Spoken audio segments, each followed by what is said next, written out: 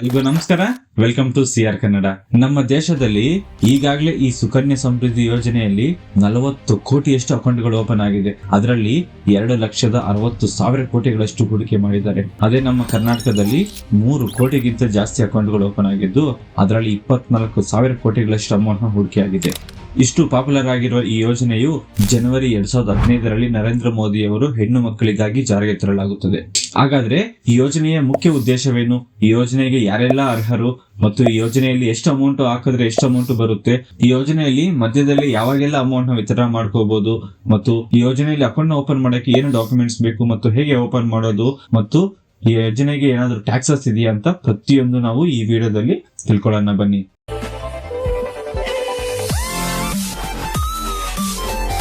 ಎಷ್ಟೊಂದ್ಸಲ ಕೆಲವು ತಂದೆ ತಾಯಿಯರು ಅವರ ಮಕ್ಕಳ ಹೈಯರ್ ಎಜುಕೇಶನ್ಗೆ ಅಥವಾ ಮದುವೆಗೆ ಅಂತ ಅಮೌಂಟ್ ನ ಕೂಡಿಡೋದೇ ಇಲ್ಲ ಮತ್ತು ಮಕ್ಕಳು ದೊಡ್ಡವರಾದ್ಮೇಲೆ ಅವ್ರ ಹೈಯರ್ ಎಜುಕೇಶನ್ಗೆ ಮತ್ತು ಮದುವೆಗೆ ಹಣ ಬೇಕೆಂದಾಗ ತಂದೆ ತಾಯಿ ಅವರು ಸಾಲ ಮಾಡ್ಬೇಕಾಗುತ್ತೆ. ಮತ್ತೆ ಆ ಸಾಲನ ತೀರ್ಸ್ಬೇಕಂದ್ರೂ ತುಂಬಾ ಕಷ್ಟ ಆಗುತ್ತೆ. ಅದನ್ನು ಅವಾಯ್ಡ್ ಮಾಡ್ಬೇಕಂತಾನೆ ಈ ಸುಕನ್ಯಾ ಸಮೃದ್ಧಿ ಯೋಜನೆಯನ್ನು ಜಾರಿಗೆ ಮಾಡಲಾಗುತ್ತೆ. ಎಸ್ಪೆಷಲಿ ಹೆಣ್ಣು ಮಕ್ಕಳಿಗೆ ಮದುವೆ ಮಾಡಿಸ್ಬೇಕಂದ್ರೆ ಸ್ವಲ್ಪ ಅಮೌಂಟ್ ಬೇಕೇ ಬೇಕಾಗುತ್ತದೆ. ನಿಮ್ಮ ಮಗು ಹುಟ್ಟಿದ 1ನೇ ದಿನದಿಂದ ಮತ್ತು ಅವರು 10 ವರ್ಷ ಒಳಗಿದ್ದರೆ ಈ ಯೋಜನೆಯಲ್ಲಿ ಅಕೌಂಟ್ ನ ಓಪನ್ ಮಾಡಬಹುದು. ಈ ಯೋಜನೆಯಲ್ಲಿ ಒಂದು ಮನೆಯಲ್ಲಿ 2 ಹೆಣ್ಣು ಮಕ್ಕಳಿಗೆ 2 ಅಕೌಂಟ್ ಮಾತ್ರ ಈ ಯೋಜನೆಯಲ್ಲಿ ಓಪನ್ ಮಾಡಬಹುದು.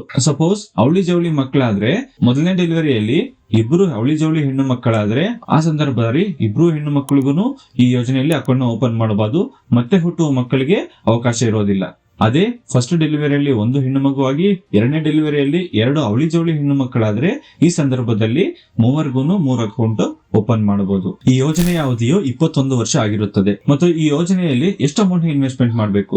ನಾವು ಈ ಯೋಜನೆಯಲ್ಲಿ ಮಿನಿಮಮ್ ವರ್ಷಕ್ಕೆ 250 ರೂಪಾಯಿ ಇನ್ವೆಸ್ಟ್ಮೆಂಟ್ ಮಾಡಬೇಕು ಮತ್ತು ಮ್ಯಾಕ್ಸಿಮಮ್ ಬಂದು 1,50,000 ರೂಪಾಯಿ ಇನ್ವೆಸ್ಟ್ಮೆಂಟ್ ಮಾಡಬಹುದು. ನೀವು ಮಂತ್ಲಿ 2,000, 3,000, 5,000 ಎಷ್ಟು ಅಮೌಂಟ್ ಬೇಕಾದ್ರೂ ನೀವು ಈ ಯೋಜನೆಯಲ್ಲಿ ನೀವು ಇನ್ವೆಸ್ಟ್ಮೆಂಟ್ ಮಾಡ್ತಾ ಹೋಗ್ಬೋದು. ಟೋಟಲ್ ಆಗಿ ಆ ಇಯರ್ ತಗೊಂಡ್ರೆ ನಾವು ಏಪ್ರಿಲ್ ಇಂದ ಮಾರ್ಚ್ ವರೆಗೂ ಒಂದು ವರ್ಷದಲ್ಲಿ 1,50,000 ರೂಪಾಯಿ ಜಾಸ್ತಿ ಮೀರಿರಬಾರದು. ನೀವು ಈ ಯೋಜನೆಯಲ್ಲಿ ಯಾವಾಗಾದ್ರೂ ಇನ್ವೆಸ್ಟ್ಮೆಂಟ್ ಮಾಡಿದ್ರೆ ಆ ತಿಂಗಳ 5ನೇ ತಾರೀಕು ಒಳಗಡೆನೆ ನೀವು ಇನ್ವೆಸ್ಟ್ಮೆಂಟ್ ಮಾಡಿ. ಆವಾಗ ನಿಮ್ಗೆ ಅಮೌಂಟ್ ನಿಮ್ಗೆ ಇಂಟ್ರೆಸ್ಟ್ ಬರುತ್ತೆ. ಈ ಯೋಜನೆಯಲ್ಲಿ ನಮ್ಗೆ ವರ್ಷಕ್ಕೆ 8.2% ಬಡ್ಡಿ ಬರುತ್ತೆ. ಇದು 3 ತಿಂಗಳಿಗೊಂದ್ಸಲ ಚೇಂಜ್ ಮಾಡ್ತಾ ಇರ್ತಾರೆ.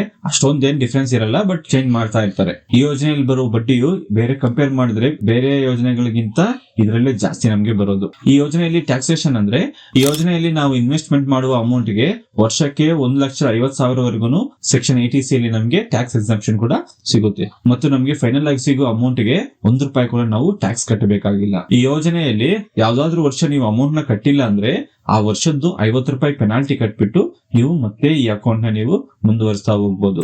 ನಾನು ಹೇಳಿದಂಗೆ ಈ ಯೋಜನೆ 21 ವರ್ಷ ಆಗಿರುತ್ತೆ. ಈ ಯೋಜನೆಯಲ್ಲಿ ನಾವು ಮಧ್ಯದಲ್ಲಿ ಏನಾದ್ರೂ ಅಮೌಂಟ್ ಬೇಕು ಅಂದ್ರೆ ತಗೋಬಹುದಾ ಅಂದ್ರೆ ಹೌದು, 3 ಸಂದರ್ಭಗಳಲ್ಲಿ ನಾವು ಮಧ್ಯದಲ್ಲಿನೇ ಅಮೌಂಟ್ ನ ತಗೋಬಹುದು. ಮೊದಲನೇದು ಹೈಯರ್ ಎಜುಕೇಶನ್ ಗೆ. ನಿಮ್ಮ ಹೆಣ್ಣು ಮಗು 10ನೇ ತರಗತಿ ಪಾಸ್ ಆದ್ಮೇಲೆ ಅವ್ರಿಗೇನಾದ್ರೂ ಹೈಯರ್ ಎಜುಕೇಶನ್ ಗೆ ನಿಮ್ಗೆ ದುಡ್ಡು ಬೇಕು ಅಂದ್ರೆ ನೀವು ಈ ಯೋಜನೆಯಲ್ಲಿ ನಿಮ್ಮ ಅಕೌಂಟ್ ಬ್ಯಾಲೆನ್ಸ್ ಎಷ್ಟಿರುತ್ತೋ ಅದರಲ್ಲಿ 50% ನೀವು ಅಮೌಂಟ್ ನ ತಗೋಬಹುದು. ಸಪೋಸ್ ನಿಮ್ಮ SSY ಅಕೌಂಟ್ ಅಲ್ಲಿ 5 ಲಕ್ಷ ಅಮೌಂಟ್ ಇದ್ರೆ ಅದರಲ್ಲಿ 2 ಲಕ್ಷವರೆಗೂ ನೀವು ಅಮೌಂಟ್ ನ ವಿತ್ಡ್ರಾ ಮಾಡ್ಕೋಬಹುದು. 2ನೇ ಸಂದರ್ಭ ಬಂದು ನಿಮ್ಮ ಮಗು ಏನಾದ್ರೂ 18 ವರ್ಷ ತುಂಬಿದ್ರೆ ಅವ್ರಿಗೇನಾದ್ರೂ ಮದುವೆ ಮಾಡ್ತಾ ಇದ್ರೆ ಆ ಸಂದರ್ಭದಲ್ಲಿ ಎಷ್ಟು ಅಮೌಂಟ್ ಇರುತ್ತೋ ಆ ಫುಲ್ ಅಮೌಂಟ್ ನ ಕೂಡ ನೀವು ವಿತ್ಡ್ರಾ ಮಾಡ್ಕೋಬಹುದು. 3ನೇ ಸಂದರ್ಭ ಮಗುವಿಗೆ ಏನಾದ್ರೂ ಮರಣಾಂತಿಕ ಕಾಯಿಲೆ ಬಂದರೆ ಆ ಸಂದರ್ಭದಲ್ಲಿ ನೀವು ಎಲ್ಲಾ ಅಮೌಂಟ್ ನ ಕೂಡ ವಿತ್ಡ್ರಾ ಮಾಡ್ಕೋಬಹುದು. ಈ 3 ಸಂದರ್ಭದಲ್ಲಿ ನೀವು ಅಮೌಂಟ್ ನ ಬೇಕಾದ್ರೆ ವಿತ್ಡ್ರಾ ಮಾಡ್ಕೋಬಹುದು. ಈ ಸುಕನ್ಯಾ ಸಮೃದ್ಧಿ ಯೋಜನೆ ಅಕೌಂಟ್ ಓಪನ್ ಮಾಡಕ್ಕೆ ಏನೆಲ್ಲ ಡಾಕ್ಯುಮೆಂಟ್ಸ್ ಬೇಕು ಅಂದ್ರೆ ಇದಕ್ಕೆ ಮಗುವಿನ ಬರ್ತ್ ಸರ್ಟಿಫಿಕೇಟ್ ಮತ್ತು ಒಂದು ಪಾಸ್ಪೋರ್ಟ್ ಸೈಜ್ ಫೋಟೋ ಮತ್ತು ಆಧಾರ್ ಕಾರ್ಡ್ ಇದ್ರೆ ಆಧಾರ್ ಕಾರ್ಡ್ ಮತ್ತು ಅವರ parents Aadhaar card, PAN card, photo ಇವು ಇದ್ರೆ ಸಾಕು. ನೀವು ಎಲ್ಲಿ ಅಕೌಂಟ್ ನ ಓಪನ್ ಮಾಡಬಹುದು ಅಂದ್ರೆ ಈ ಸುಕನ್ಯಾ ಸಮೃದ್ಧಿ ಯೋಜನೆಯು ಆನ್ಲೈನ್ ನಲ್ಲಿ ಓಪನ್ ಮಾಡೋದಕ್ಕೆ ಆಪ್ಷನ್ ಇಲ್ಲ. ಸೊ ನೀವು ನಿಯರ್ ಬೈ ಇರುವ ಒಂದು ಪೋಸ್ಟ್ ಆಫೀಸ್ಗೆ ಅಥವಾ ಯಾವುದೇ ಬ್ಯಾಂಕ್ ಅಲ್ಲಿ ಹೋಗ್ಬಿಟ್ಟು ನೀವು ಅಕೌಂಟ್ ನ ಓಪನ್ ಮಾಡೋದು. ಇದು ವೆರಿ ಸಿಂಪಲ್ ಆಗಿರುತ್ತೆ. ನೀವು ಅಲ್ಲಿ ಹೋಗ್ಬಿಟ್ಟು ಸುಕನ್ಯಾ ಸಮೃದ್ಧಿ ಯೋಜನೆ ಅಕೌಂಟ್ ಓಪನ್ ಮಾಡ್ಬೇಕು ಅಂದ್ರೆ ಒಂದು ಫಾರ್ಮ್ ಕೊಡ್ತಾರೆ. ನೀವು ಆ ಫಾರ್ಮ್ ನ ಫಿಲ್ ಮಾಡಿ ಕೊಟ್ರೆ 250 ರೂಪಾಯಿ ಡೆಪಾಸಿಟ್ ಮಾಡಿ ನೀವು ಅಕೌಂಟ್ ನ ಓಪನ್ ಮಾಡ್ಕೋಬಹುದು. ಮಂತ್ಲಿ ನೀವು ಅಮೌಂಟ್ ಕಟ್ಬೇಕಂದ್ರೆ ಬ್ಯಾಂಕ್ ಹೋಗ್ಬೇಕಂದ್ರೆ ಇಲ್ಲ, ಆ ಬ್ಯಾಂಕ್ ಅಥವಾ ಪೋಸ್ಟ್ ಆಫೀಸ್ ಆಪ್ ಇರುತ್ತಲ್ಲ ಆ ಆಪ್ ಅಲ್ಲಿ ನೀವು ಮಂತ್ಲಿ ಎಷ್ಟು ಅಮೌಂಟ್ ಬೇಕು ಅಷ್ಟು ಅಮೌಂಟ್ ನಿಮ್ ಮೊಬೈಲ್ ಅಲ್ಲೇನೆ ನೀವು ಹೂಡಿಕೆ ಮಾಡಬಹುದು. ನಿಮ್ಗೆ ಏನಾದ್ರೂ ಆಟೋಮೆಟಿಕ್ ಆಗಿ ಮಂತ್ಲಿ 2,000, 3,000 ಅಮೌಂಟ್ ನ ಕಟ್ ಆಗ್ಬೇಕು ಅಂದ್ರೂ ಬ್ಯಾಂಕ್ ಅವ್ರನ್ನ ಕೇಳಿದ್ರೆ ಅವರು ಆಟೋ ಡೆಬಿಟ್ ಆಪ್ಷನ್ ಕೂಡ ಎನೇಬಲ್ ಮಾಡ್ಕೊಡ್ತಾರೆ. ಇವಾಗ ನಾವು ಈ ಯೋಜನೆಯಲ್ಲಿ ಎಷ್ಟು ಅಮೌಂಟ್ ಇನ್ವೆಸ್ಟ್ಮೆಂಟ್ ಮಾಡಿದ್ರೆ ನಮಗೆ ಲಾಸ್ಟ್ ಅಲ್ಲಿ ಎಷ್ಟು ಅಮೌಂಟ್ ಸಿಗುತ್ತೆ ಅಂತ ಕ್ಯಾಲ್ಕುಲೇಟ್ ಮಾಡಿ ನೋಡೋಣ ಬನ್ನಿ.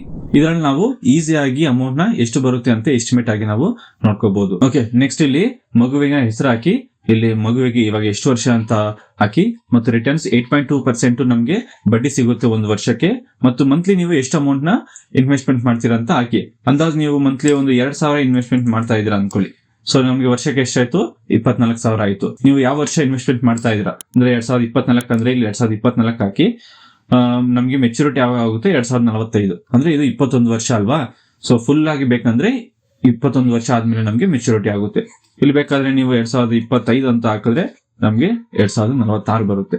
ಇಲ್ಲಿ ಬೇಕಾದ್ರೆ ನೀವು ಏನ್ ಬೇಕಾದ್ರೂ ಚೇಂಜ್ ಮಾಡ್ಕೋಬಹುದು. ಇಲ್ಲಿ ಆಟೋಮೆಟಿಕ್ ಆಗಿ ನಮ್ಗೆ ಎಲ್ಲಾನು ಅಮೌಂಟ್ ಗಳು ಚೇಂಜ್ ಆಗುತ್ತೆ. ಇಲ್ಲಿ ನೋಡ್ಬೋದು 2 ವರ್ಷದಿಂದ ನಾವು ಸ್ಟಾರ್ಟ್ ಮಾಡ್ತಾ ಇದ್ವಿ, 24,000 ಆಗುತ್ತೆ. ಅದೇ ನಮ್ಗೆ ಬಡ್ಡಿ ಬರ್ತಾ ಹೋಗ್ತಾ ಇರುತ್ತೆ. ಸೊ ಇಲ್ಲಿ ನಮ್ಗೆ ಟೋಟಲ್ ನಾವು ಎಷ್ಟು ಇನ್ವೆಸ್ಟ್ಮೆಂಟ್ ಮಾಡಿದೀವಿ? 3,60,000 ರೂಪಾಯಿ ಇನ್ವೆಸ್ಟ್ಮೆಂಟ್ ಮಾಡಿದೀವಿ. ಎಷ್ಟು ಬಂದಿದೆ ನಮ್ಗೆ?